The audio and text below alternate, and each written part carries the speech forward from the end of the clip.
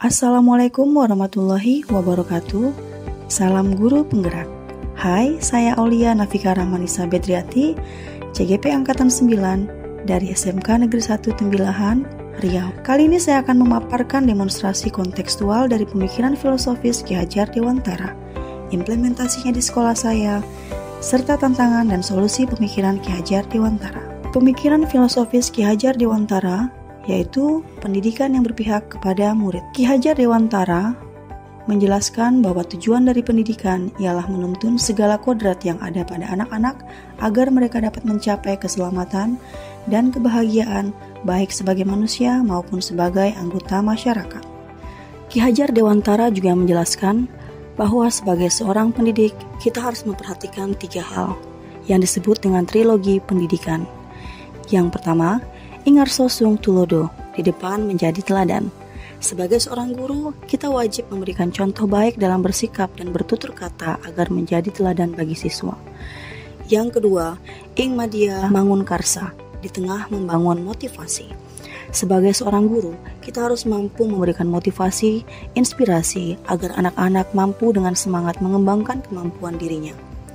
Yang ketiga, tuturi handayani, di belakang memberikan dorongan. Sebagai seorang guru hendaknya mampu mendorong, menuntun peserta didik agar menjadi pribadi yang lebih baik dan mendapatkan pengalaman belajar yang lebih baik. Peran pendidik dalam dunia pendidikan. 1. Menuntun anak mencapai kodratnya, kodrat alam dan kodrat zaman. Kedua, sebagai petani kehidupan. Ketiga, menanamkan pendidikan budi pekerti. Dan keempat, pendidikan yang berpihak kepada anak. Peran pendidik yang pertama yaitu menuntun. Pendidik berperan penting dalam proses menuntun, hanya dapat memperbaiki lakunya, bukan dasarnya. Dalam menuntun, pendidik memperhatikan kodrat alam dan kodrat zaman yang ada pada peserta didik. Peserta didik pun diberikan kemerdekaan dalam belajar dengan tetap mengarahkannya. Kodrat alam berkaitan dengan sifat karakteristik alam dari peserta didik. Sedangkan kodrat zaman mengikuti perkembangan zaman yang ada dengan tetap mengarahkan agar tidak kehilangan arah dan membahayakan diri sendiri. Peran pendidik berikutnya yaitu sebagai petani kehidupan. Ki Hajar Dewantara mengibaratkan peran pendidik sebagai seorang petani atau tukang kebun kehidupan. Dan peserta didik adalah biji-bijian yang disemai dan siap untuk ditanam di lahan yang telah disiapkan. Sebagai petani, kita hanya dapat menuntun merawat tumbuhnya tanaman, dipupuk, disiram, ataupun membasmi hama. Beda tanaman, beda pula cara perawatannya. Seperti itulah peserta didik kita. Hal yang tidak luput diperhatikan oleh guru ialah pembentukan budi pekerti yang meliputi akhlak dan karakter. Menanamkan pendidikan budi pekerti kepada peserta didik ialah hal yang sangat penting. Antara lain, 1. Keseimbangan hidup dan cipta rasa dan karsa. Kedua, peserta didik dilatih disiplin dan mampu mengelola diri demi membentuk kesadaran diri. Ketiga, peserta didik mampu melihat dan membuat keputusan yang bertanggung jawab. Selanjutnya, peran pendidik yang lain ialah pendidikan yang berpihak kepada peserta didik. Seorang pendidik harus mampu mengenal dan memahami keanekaragaman dan keunikan yang ada pada peserta didik, sehingga mampu melayani dan memberikan pengajaran yang berorientasi pada peserta didik.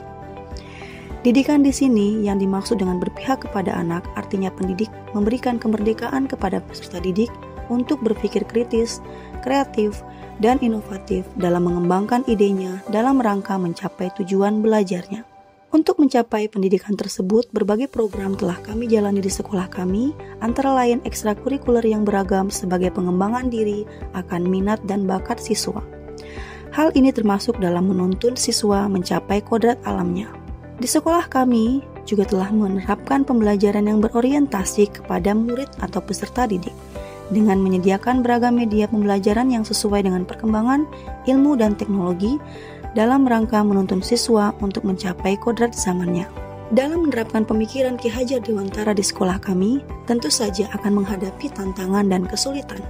Berikut tantangannya ialah sedikitnya kerjasama yang terbangun antara orang tua, murid, dan pihak sekolah dalam rangka pembentukan budaya karakter, juga pengembangan bakat dan minatnya dalam rangka mencapai tujuan pembelajaran. Dan solusi yang dapat kami lakukan yaitu melakukan diskusi dan komunikasi intens dalam membangun kerjasama untuk pembentukan budaya karakter yang selanjutnya dapat menjadi perhatian bagi orang tua untuk membersamai anak dalam menerapkan karakter baiknya di dalam lingkup keluarga. Juga saling mengarahkan pada minat dan bakat peserta didik, dengan demikian tujuan pembelajaran pun dapat tercapai. Demikian pemaparan saya, semoga kita tetap semangat dalam membersamai peserta didik kita. Salam guru penggerak, wassalamualaikum warahmatullahi wabarakatuh.